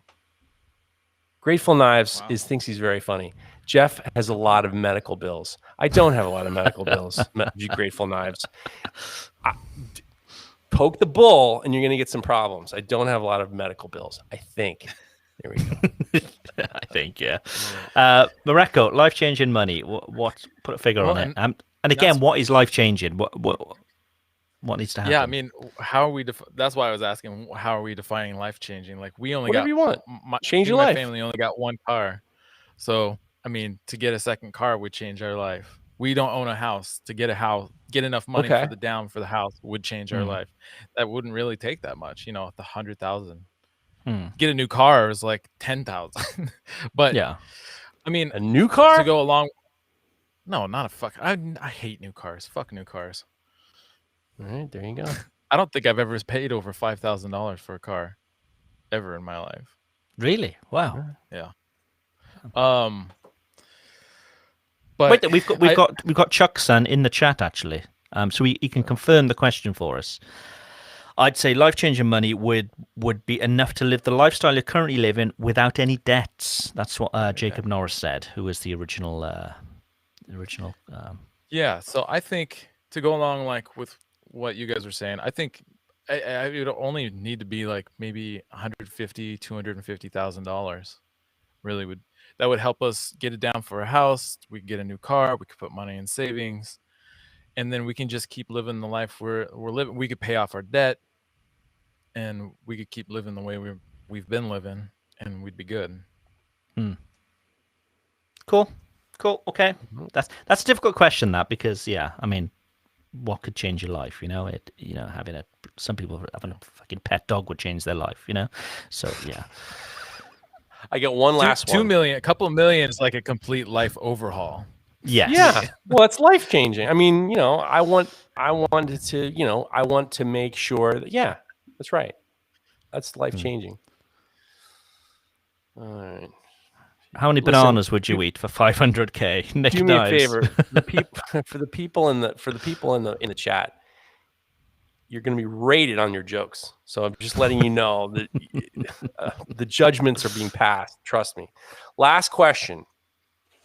You guys liking this bit? Yes, it's all good. Okay. Yeah. Are you get approached by a production company to design a knife that a movie is going to be based around. You don't know anything about the movie. You take the job. So, all right, here's an example. There was a movie back in the early 80s. I was a little bit too young to watch it, but it was called Krull. And it was this dude standing on this mountain, and he held this, like, it looked like a starfish, but it wasn't a starfish. It was like this 5, armed knife. And it was, the movie was like based, it was a shitty movie. I mean, I remember it, yeah. So you get approached to do this movie that the knife is going to be based on, but you don't know anything about the knife, anything about the movie, like nothing. They don't want to tell you anything because of whatever. They're afraid you're going to say something. I'm in. I'm in. I think you're in. I think if the movie's a hit, all well and good, and you've got something specific that people want from you. If the movie's a flop, who cares? Who knows? Yeah, I'm in. And it would be an interesting thing to do as well, to learn about, how that kind of thing works. And by the way, if you're interested in that kind of thing, Geoff's podcast that was out today, you learn a lot about behind the scenes of movie making. So go check out today's Full Blast. Mareko, what you doing? You making this knife? I don't know. Oh. I mean, obviously, if it is a flop. Yeah, if it's a flop, then there's nothing to worry about. If it's, I mean, I don't know any movie like this is gonna be the Christina of Knives or Christine. I don't know. Right? I mean, you'd think that like the guy who made the trident for Jason Momoa in Aquaman would be like, I made that, but they don't. I mean, it's not really. They don't. Yeah. Like we're trying to find out who did the sword for Snake Eyes for Ilya and Matt, and Nico's just like, we can't figure out who did. We can't figure out any of it, But it's what I was thinking of is like, it's like these actors who take these movies, but they're like, it turns into shit or it's not shit. I was just wondering if like, you have to make this knife and the movie's based around this knife. I don't know what it is, sword or something like whatever it is. But they're not going to tell you anything. Well, it'd be interesting to know if you do it or not. Yeah, actually, I do think I would do it. Because, I mean, and what gives me hope is Neil Kamamura has made a couple swords, actually, for Jason Momoa for his Apple Plus Series C. And and it's interesting. They're really interesting. And it's interesting, like the swords keep changing. Even just in the first season, he goes through like 3 different swords or something like that. He needs to work on his heat treat. No, it's. I mean, the premise of the show is that everybody living in this world is that blind. joke. So, like, can you explain that joke to me? I don't even get that. It was a joke that Neil needs to work on his heat treat because Jason Momoa keeps breaking the swords. It was a shitty joke. You loved it. Like, put your head back judging and the joke. You're howling. You're howling. And I was like, did I miss something good? Wasn't paying attention. Yeah. So I don't know. I think I would do it. I would do it, but I'd be nervous. Sure. I'd be nervous. And it makes me think about these actors take these movies on that are so bad that you're forever seen. You're forever seen as this person. I mean, what was I thinking? I was thinking about something. Oh, did you guys see Val, the movie about Val Kilmer? No. It's fascinating. It's fascinating because number one, he's incredible talent. Number two is, I'm not going to spoil it, but if you see or hear how he is right now, it is not good at all. And it's interesting. Like, he was one of the first people to have handheld cameras, and he's taking videos. He's got videos from like back when he was like in the 80s and the 70s, and when he went to Juilliard. He was very, very like much along the lines of an actor being an artist, an artist. And he'd take on these movies, and he had the role. People said he was difficult, but he was just like, he was fighting for some sort of creative freedom. And he hated how he was perceived. And it's a fascinating story. And it made me think about, he had a real problem with Batman. He says, when I was in Batman, it was like, I didn't even need to be there. I just could barely move in the suit. They'd put me in a spot. I couldn't hear. I couldn't see. I couldn't move. And it was like, I didn't even have to be here. But it was very interesting because you think about these movies that people are locked into, people are like known for. And I was thinking of like, what if it was a knife guy that you're locked into you're locked into something that you just were like, I shouldn't have done this. And, is this something that I'm going to regret for the rest of my life? Like, let's be clear. I'm sure some of the guys at Forge and I'm sure Doug Marcaida is sick of people coming up to him in the street saying, you will kill. I'm sure it annoys him to a certain degree at some point. It has to, because it's just like, yes, I know it will kill. Yes. Thank you for watching the show. Yeah. Yeah, I don't know. I think, like we talked about, the chances of a knife maker being sort of branded with that knife, it's not really going to happen, is it? There's still people still say, who made that the Rambo knife, and it's just it's there's only a small inner circle that would ever know anyway, I think.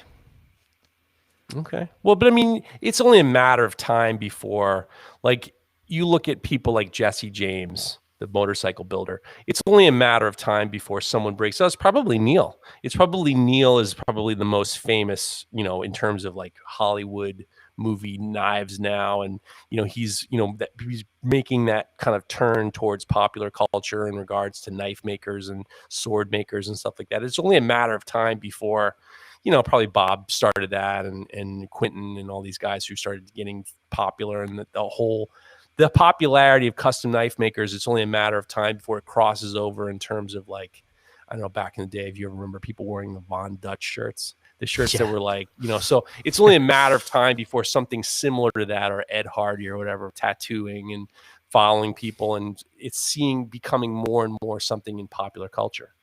Yeah, I hadn't really given it that much thought, but yeah, we've yet to see it happen, but there's a chance it could. Yeah. Oh, it's going to happen. Of course, people need something. They need something that they can tie themselves to. Yeah. Well, and if the knife thing ended up being terrible, if that's what you end up going out on, that's what you'll always be known for. And if you can't outdo that, then that's on you, honestly, and be able to, especially if it's a huge fucking flop. Val Kilmer says that of all the movies he's ever been in, he's most noted for Top Gun. It was his first major movie. Iceman, right? They call him Iceman. People walking the street call him Iceman, versus all the other movies he's done. And it was interesting because I wonder how that feels. Pardon me? What did you say? Are you there? I was crapped out, I think. Okay. Well, the issue is, are you there? I might be here. What was the question? I didn't hear anything. There you go. But basically it was Val Kilmer is really known for the first thing he's ever done. How would you feel if you were known you never topped that first thing you've ever done? So years have passed, and it's like, no matter how hard you try, you'll only be known for that thing that you did 15, 20 years ago. Sure. Yeah. It's hard. I don't know. Yeah. It's hard. From Willow, because Willow was a movie I ever saw him in. Did you guys ever see that? I never saw it, but I heard of it. David Bowie in that as well, isn't he? I don't know. No. David Bowie. I don't think it was David. I don't think David Bowie was in it. I thought he was. But it is an interesting. I would highly recommend, if you want to be a little bit like, it's very thought provoking in terms of like, do you take the money, or are you an artist? Like on the Island of he was on this movie Island of Dr. Moreau. He did it with Marlon Brando, and it was an incredibly difficult set. And it was so bad that the original director couldn't control the set, and they got rid of him, and they brought in a fucking murderer, like a guy who was like, I know how to make this shit run. Yeah. And Val Kilmer's whole thing was, looking forward to acting with, Marlon Brando, and Marlon Brando's like, whatever, Marlon Brando's doing whatever he's doing. And he's having this real contentious relationship with the new director, to the point where he's video cameraing him, talking to him. And the guy's like, you have to turn the video camera off. And Val says, you've been very aggressive towards me. I need to make sure that, and this is like, 15 some odd years ago. It's about this artistic idea, and like your expectations. And, are you going to be just known for being in Willow, or are you able to, basically the idea is like, is your shield, are you going to be set out on this one knife? Does that make sense? Yeah, it makes sense. Never given it that much thought, but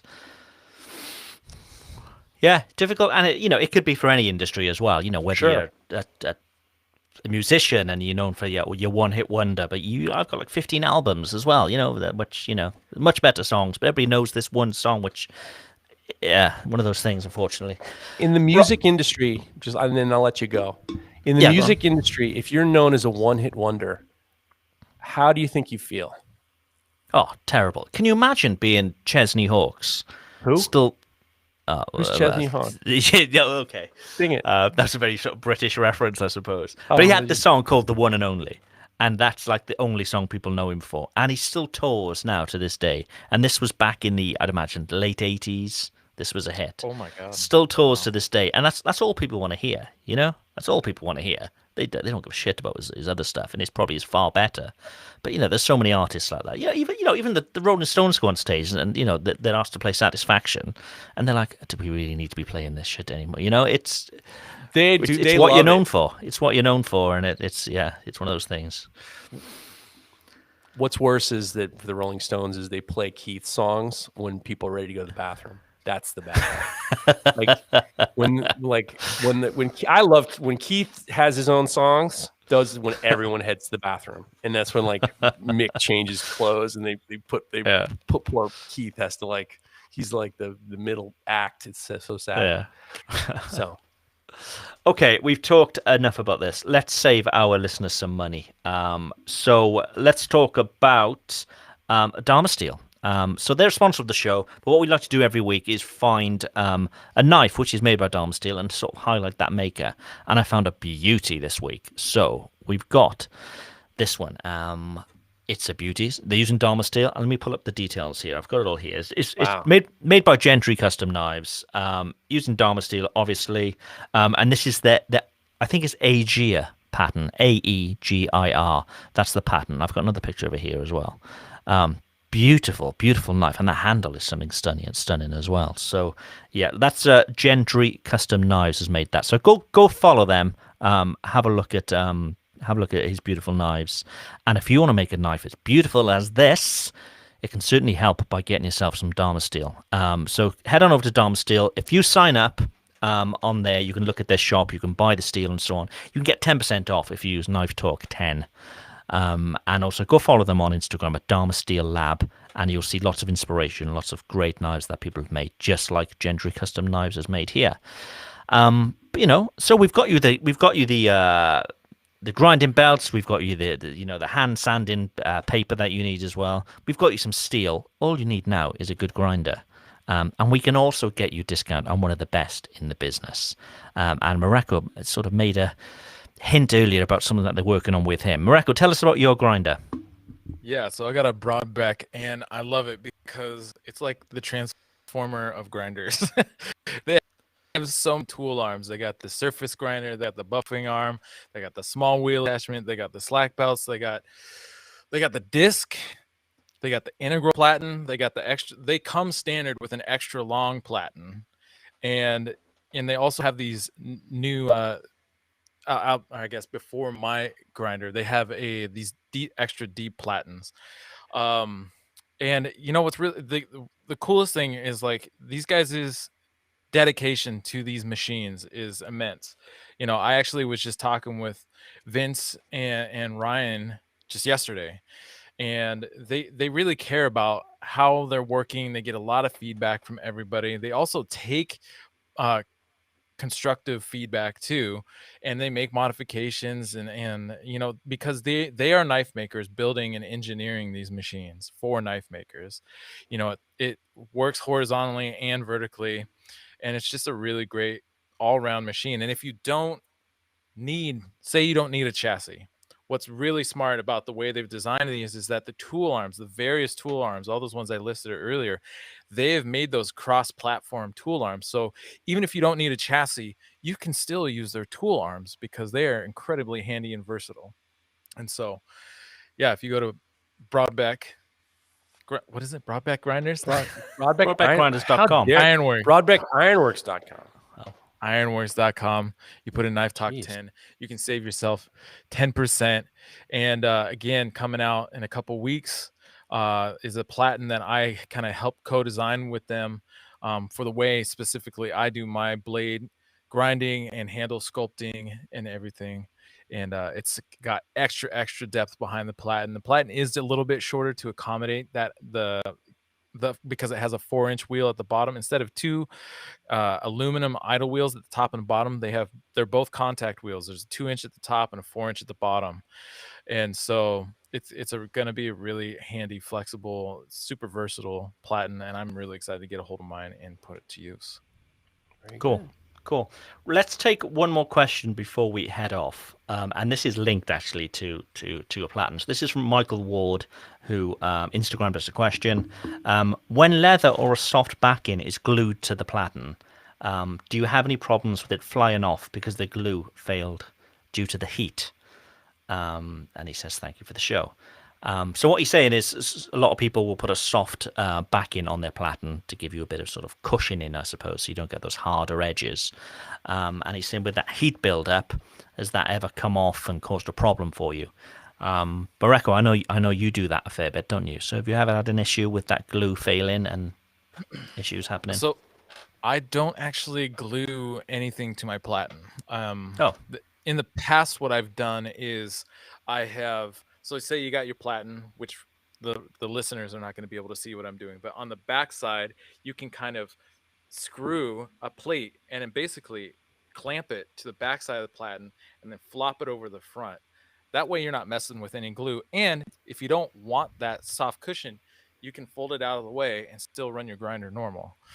I've never messed with glue because it's just a big unnecessary mess. And the likelihood, especially from the built up heat of it staying on there very well, is not good because most glues start deteriorating and failing at 200 degrees, 250 degrees. It doesn't actually honestly take very much for that to start failing. Other things I've done in the past too is like piggyback belts. So I might put like a Scotch-Brite belt underneath a 400 belt or something like that. And there is a little bit of slack in there.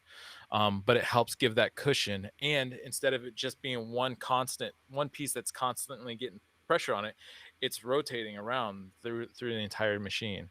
And it is, it's kind of getting even wear and evenly getting worn down over 72 inches of Scotch-Brite belt versus just whatever your 9 or 10 inch platen you got. Yeah, that's a great tip about having screwed on from the back, having some leather or whatever it may be, and then just being able to flop it down over the platen and then just move it out the way when you're not using it. I'm going to take that. I usually take just like a little piece of mild steel bar, so it acts as a clamp. So it's not just screws holding it in, but it's actually like a flat clamped bar that's holding it down. Nice. Geoff, what do you use to soften your platen? I usually put a piece of Scotch-Brite on, and I use masking tape. And I hold the masking tape holds the Scotch-Brite on. I'm not using it as much. I use it sometimes I use it every so often. I have one arm with that on, but I don't really futz around too much with glue. I don't want to deal with glue. The only glue I really use is I use feathering paste on the disc sander, and I wish there was a different way. I'm not crazy about it. So. Messy. Yeah. Okay, I think that is a show. Can I just one quick thing? Sure. I had a couple of events that are happening, and I promised that I would say this. Bob Menard sent me a message about a fall meetup announcement at the New England Blacksmiths, September 17th, 18th, and 19th in Brentwood. Zivik Gottlieb, my old buddy Zivik, is going to be presenting there. And go to the NEB website. You should, if you're in North America, you should be members of the NEB. It's definitely worth it. They have a lot of great things going on with Justin and all those guys. But the NEB is going to have a meet the 17th, 18th, and 19th of September. Hopefully everything's okay. And just to make things even better is I have a story about Zivik taking Uri Hoffi to a titty bar. So if you see him, and you can only ask him if you're at the NEB event. So ask him if you go to the NEB event, ask him about that story because I know it and it is good. That's number one. And number two is I just got off the phone with the guys at the Modern Forge, Cliff, Jesse, and John Ariani, another birthday boy. And we are going to be at the Catskill Mountain Makers Camp October 8th through the 11th. We might not, I mean, some of us, we're going to definitely be there. I'm definitely going to be there Saturday and Sunday, but it's going to be October 8th through the 11th. They are preparing to have it. There's not anything that's going to make it canceled. It's all outdoor. It's going to be outdoors. Definitely you can purchase tickets if you go to the Catskill Mountain Makers Camp. And they have had a really, really great turnout in the past, and they're really looking forward to a big showing this year, and we'll be there. And I might actually, John has convinced me to do a live podcast, a live full blast podcast at Makers Camp. So we're going to figure out a way to do that. So that's it. To piggyback your Makers Camp news, I actually had a call or conversation with Austin the other day, and I was going to be there to present. I had to back out. So I will not be there, unfortunately, to spend time with you guys. Okay. Yeah, just everything next year. Going on. Yeah, everything that's understandable. Going on with COVID. It just isn't the time. It's not any risk. That's all right. Especially with flight travel. You don't have to explain yourself for making decisions. I feel bad. You shouldn't feel bad. You shouldn't feel bad. It's not it's out of your control. It's out of your control. I mean, I had to cancel things too. It's out of my control. It's the way it is. Yeah. We'll see you next year. Yeah. Trust me. I'm going to be sleeping in my car. I don't think I'm going to be sleeping. I mean, who knows what the hell I'm going to be doing? I'm like, we'll see, but I'll be there. That's for sure. As long as it's happening, we will be there. So cool. Okay, that's a show. Thank you all for listening. And for those in the chat, thank you for getting involved again. It's always fun to have people there and we can sort of riff off as well. So thank you all so much. Thank you to our sponsors. And we shall speak to you all again next week. Bye for now. This show is brought to you by The Makery, the podcast network for makers.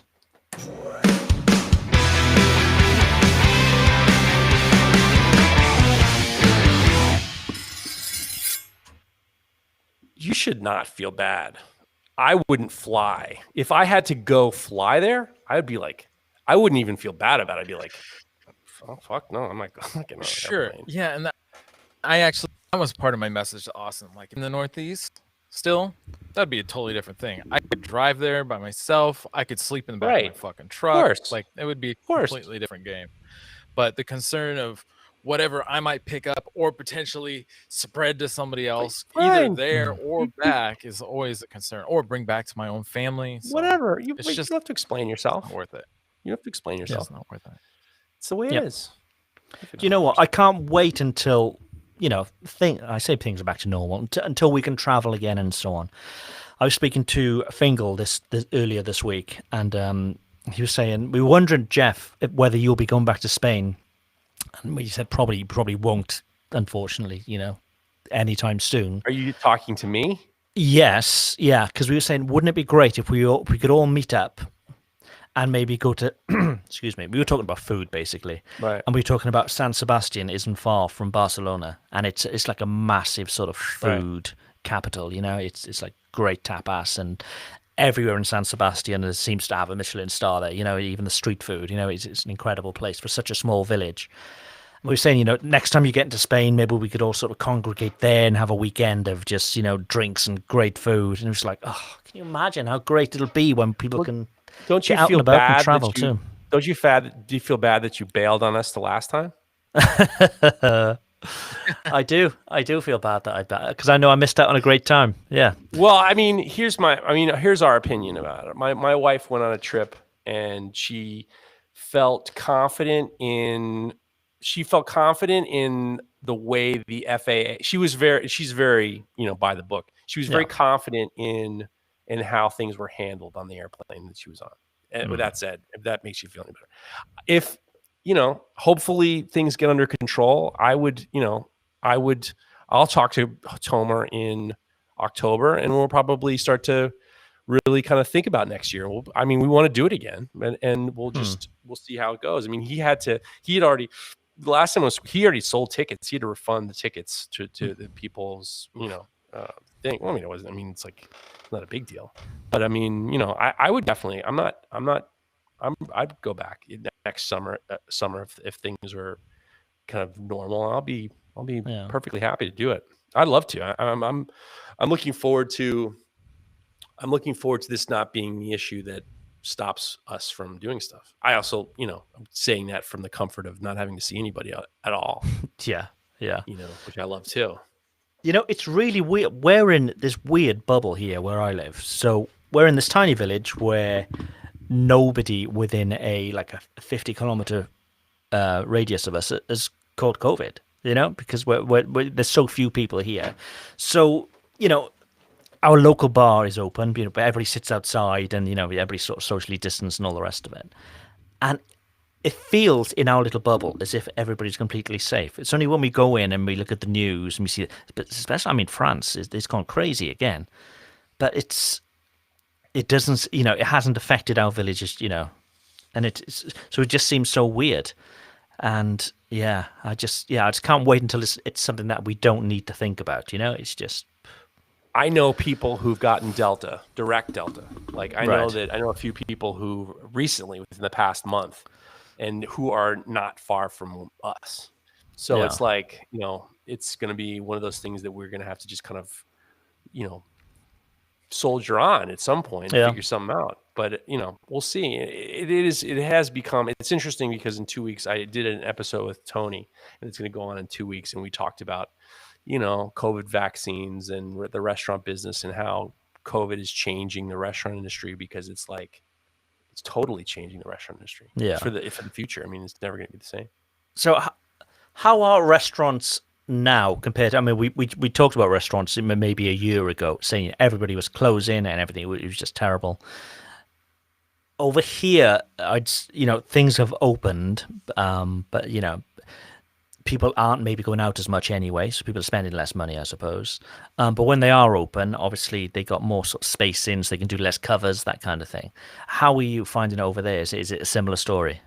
I think that people in my area are going out the way it doesn't look like there's an issue. It doesn't look like there's an issue. The hardest part, especially in New York, is, and it is controversial, and it is like one of those things that has become, once again, the restaurant industry has become the whipping boy of society. The past 2 years, the restaurant industry has been kicked in the balls every 5 minutes. Now in the state of New York, de Blasio is saying that you restaurants are responsible for basically carding people for the what they're calling the vaccine passport, which is kind of like you're kind of mishandling the whole situation when you the way people are referring to it. But now that the city is now going to start to put the restaurants on notice that they're responsible for checking the passports of people's vaccine records, which is it shouldn't be part of the job of the restaurateur. It is here already. So even our local bar, you need to show your health pass to be served and so on. It sucks. I fucking feel for these. I feel for these restaurant people, because then all of a sudden, then there are other restaurateurs who are being, they're doing this, social peacocking or whatever. I mean, however you feel about it, but they're like making the stand on social media saying, you can't come to our restaurants without, and you're turning into this every single comment section is turned into this monstrous fight from people who probably don't even go to the restaurant. It's not even the people who go to the restaurant. I was talking to Tony about, there's a chef named Mark Vetri who in Philadelphia, one of the best Italian chefs in the United States. He played a voicemail message from a guy just cursing him out, on their voicemail, and he just played it. And you could tell this guy is like totally unnecessary, complete adult, just totally unnecessary. Fuck you. I hope you're a piece of shit. I hope your restaurant closes up. And then you're just like, you can just tell this guy never went to this restaurant before. This guy's not a customer of his. This is like some fucking guy who's just mad. Yeah. It sucks, man. If I feel fucking, and then meanwhile, they can't get the people to come into work. I see. Yeah, that's all I'm seeing is restaurants looking for staff. You know, except because for they just can't get the people. except for guess who? Guess who's cleaning up? Who's that? McDonald's, your favorite. McDonald's. My favorite. Yeah, because who eats at McDonald's anyway? It's all drive-through. It's fucking tight business. People get in their car, go get the Lockwood with cheese, and go back to bed and eat it in bed. Yeah, to bed. They're cleaning up. I saw recently that McDonald's is doing branded meals now. There's some celebrity or influencer named Sweetie, and there's a new Sweetie meal that you can get. It's like an adult Happy Meal, basically. Jeez. Look, but it's named they after come up- this chick. I suppose that Mr. Beast did that thing, didn't he? Where he was, he had the Beast Burger. Who's Mr. Beast? Mr. Beast, he's a YouTuber, and he basically just gives away money on YouTube. It's the weirdest concept ever. But he's got like, I don't know, tens and tens of millions of followers. And he opened up a burger chain called Mr. Beast. And the whole idea was he was, during the first pandemic, he was getting people working, I suppose, but it just showed that they sold. It was crazy. So I suppose people at McDonald's probably saw that and thought, well, if we can get some sort of celebrity endorsement, we can sell shitloads. Yeah. Last but not least, we need to be topical, guys. OnlyFans has made the decision that they will stop people from doing sexually explicit material on their OnlyFans. Really? In this fall, they're going to stop the sexually explicit to the extent of how much, I don't know. I don't really go on. What we can talk about it. What do you think about that? Because it is fascinating, a fascinating part of society. Well, so that's 50% of my income gone down the toilet overnight. That's right. You need the life-changing money, dude. You got to sell. You got to sell what the fuck you can do with that kookery and get yourself your OnlyFans money back. It's just. I think that's just a press thing. It is what it is now. I don't think that service was originally set up for that purpose. But like sex sells in every industry, and I think they sort of adopted that platform. So I think they may say these things, but whether they will actually be shutting people down who are making money. People are making real money. Yeah, putting their genitals out on the video. I mean, life-changing money, just showing your butt. Yeah. What do you think, Mareko? I actually honestly don't know anything about OnlyFans other than that. Right. Apparently, people do porn on there. Yeah. It's basically people who are, they want it. It's like your own. Here's what I like about the concept. I have too many subscriptions as it is, so I can't add one more. I cannot add one more. I have to get rid of a couple because I need to put into something different. But I like the idea that sex workers are no longer. They don't have the concept of the pimp is something odious to me, and I think that the ability for these sex workers who have a limited run. I mean, let's be honest. They have a limited run. I mean, it gets to the point where I don't know. Yeah. Well, I wouldn't say I've seen some of these on OnlyFans because I don't look, but I can imagine some of the people on there. They may be stretching their luck a little. Oh, is that what you call it? Eking out their final years, still trying to bring some sort of income in. Well, sex work is it's a young person's game, I would think, and for them to kind of try to make money by themselves, I think is very good. I don't like with the internet how they create these platforms and then we create this idea that's the Wild West, and then all of a sudden they go back and then they change things because they feel like they don't like it. I don't like that. That's the one thing about this is you have people who have made millions of dollars. I mean, there are people, ordinary people. I had one article about this woman who, she was a mother and their kids went to Catholic school and the Catholic school threw them out because they found out that she's got an OnlyFans page. And it was she was making $200,000 a month, putting her ass out on the line. And I kind of commend her for that. And I dislike the fact that this service is now all of a sudden what we've been known for. We don't like it. We don't like what we've been known for. I don't think you can do that. It is crazy. Yeah. When you first sent that article, my first thought was that they're trying to clean up their image to sell because if it brings in that much money, why would they get rid of that stream of income. Yeah, or possibly looking Other to than IPO or like something. the- Yeah, it's an image thing. Yeah, I think that it's an image thing, but it's. I think you've set the. You open the door for this, and you can't just like. If this was like Periscope or something that just didn't catch on, you wouldn't do anything. But now all of a sudden it's hot as hell. People are getting subscriptions to like this. What was that? Was there some woman who did her first OnlyFans page and got like $1 million in like under an hour? You got to let these people give their. I don't like the fact. I don't like the fact that there are people out there trying to eke out some money, and then they're yanking it back, so to speak. They should just own it. They should own it. That's what the platform's used for. Own it. I mean, it's. I told Honor Kagler, he don't have much time. You got to stick that dick out. You can make his money before they take it away. I have a feeling there's not that many men taking pictures of their dicks on OnlyFans and making a lot of money, as opposed to the opposite sex. We got a couple of months. I have a feeling. We got a couple of months. You got a chance. Well, we could do an experiment.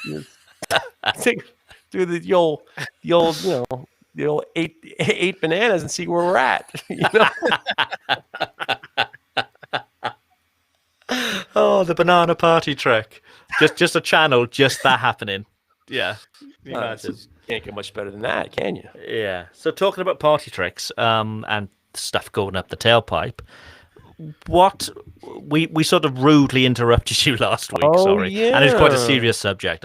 We had a lot of people saying that you shouldn't really cut you off, and I do apologize. That wasn't right. I understand. It's it's one of those things that I got a couple of angry emails about the biopsy results of my colonoscopy, and I'm here to tell you.